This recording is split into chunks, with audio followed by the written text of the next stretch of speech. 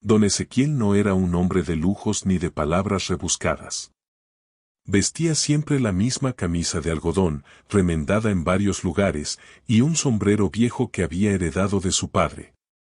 Sus botas, llenas de polvo, eran testigos silenciosos de kilómetros recorridos entre surcos y veredas. Su vida se resumía en tres cosas: su familia, su tierra y su fe en Dios. Desde que la memoria le alcanzaba, había trabajado la parcela que había heredado de su abuelo, una extensión de tierra modesta pero fértil, cuando el clima lo permitía. En las madrugadas frías, Ezequiel se levantaba antes del amanecer, tomaba un café de olla preparado por su esposa, doña Rosario, y se dirigía al campo con paso lento pero firme. El canto de los gallos, el olor a leña y el rocío en las hojas eran parte de su rutina. Ezequiel, no olvides tu rezo antes de salir, le recordaba siempre doña Rosario. Él asentía, se quitaba el sombrero y, mirando hacia el cielo aún oscuro, susurraba: Gracias, Señor, por un día más de vida y por el trabajo que me das. Ezequiel no pedía riquezas ni milagros grandiosos. Su mayor petición siempre era tener salud para trabajar y el pan para su mesa. Sabía que la tierra podía ser ingrata, pero también había aprendido que cuando se trabaja con fe y constancia, Dios hace su parte. Ese año, el campo parecía condenado. Los meses pasaban y las nubes simplemente no aparecían. El sol ardía con fuerza, agrietando el suelo y quemando lo poco que germinaba. Las vacas de los vecinos comenzaban a flaquear, las gallinas dejaban de poner huevos y las hojas de los árboles caían antes de tiempo. El río cercano se había reducido a un hilo de agua lodosa. En las reuniones del pueblo, el ambiente era tenso. No hay nada que hacer, decía don Próspero, un vecino viejo y siempre pesimista. Este año no habrá cosecha. Tal vez deberíamos vender lo que queda del ganado antes de que muera, añadía otro. Ezequiel escuchaba en silencio. En su casa revisó su granero, solo quedaba un saco pequeño de semillas de maíz. Aquello era su última reserva, su tesoro más preciado. Podía guardarlo para comer en los próximos meses o plantarlo y arriesgarlo todo. Por las noches, mientras Rosario y los niños dormían, Ezequiel se quedaba mirando el techo, pensando en qué decisión tomar. Por un lado, la lógica decía que debía conservar las semillas, por otro, su corazón le decía que confiara en Dios y sembrara. Una madrugada, antes de que saliera el sol, Ezequiel se arrodilló junto a su cama. Cerró los ojos y habló con Dios como quien habla con un amigo cercano. Señor, tú sabes que esta semilla es lo último que tengo. En mis manos es poca cosa, pero en las tuyas puede dar fruto abundante. Si es tu voluntad, haré mi parte y sembraré, aunque la tierra parezca muerta. No se lo dijo a su esposa para evitar preocupaciones. Tomó el saco, la azada y un cántaro con el poco agua que le quedaba. Llegó a su parcela y comenzó a trabajar.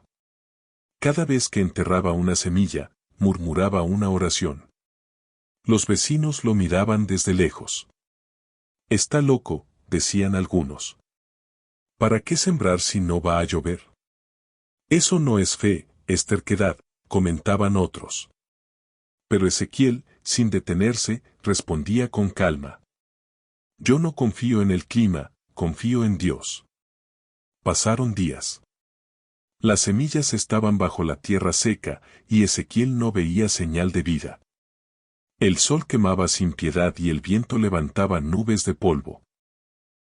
Una tarde, mientras regresaba del campo, sintió un aire fresco distinto. El cielo comenzó a cubrirse con nubes oscuras y un olor a tierra mojada empezó a invadir el ambiente. Esa noche, el viento soplaba fuerte. Los truenos retumbaban como tambores en el cielo. Y entonces, comenzó a llover. Primero unas gotas tímidas, luego un aguacero torrencial que golpeaba el techo de lámina con fuerza. Ezequiel salió bajo la lluvia, levantó las manos y dijo en voz alta: Gracias, Señor. Tú eres fiel y no fallas. Los vecinos también se asomaron. Algunos sonreían aliviados, otros murmuraban que aquello era pura coincidencia. Pero dentro de Ezequiel no había dudas, Dios había respondido.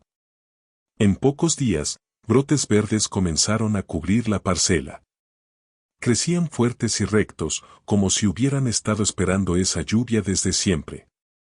Las hojas se extendían amplias y las raíces se aferraban a la tierra con una fuerza casi visible. Ezequiel cuidó cada planta como un padre cuida a sus hijos. Quitaba hierbas, revisaba que no hubiera plagas y regaba con el agua que lograba recolectar. Día tras día, el campo se transformaba en un mar verde. Cuando llegó el tiempo de cosechar, el resultado fue asombroso, mazorcas grandes, doradas, llenas de granos. Tanto, que el pequeño granero de Ezequiel no bastó para guardarlo todo. Lo que había empezado con un saco, ahora llenaba varios carros. Era suficiente para alimentar a su familia todo el año y aún sobraba para vender y regalar. Ezequiel sabía que la bendición no era solo para él.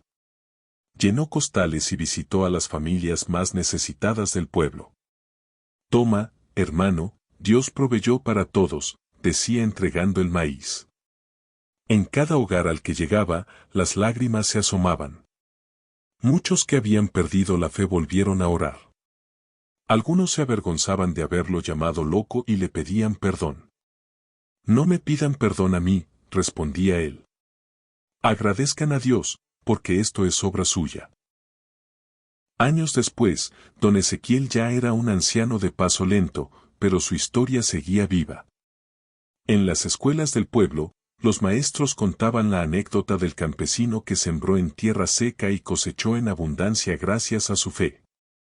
Su parcela, cuidada ahora por sus hijos, seguía siendo fértil.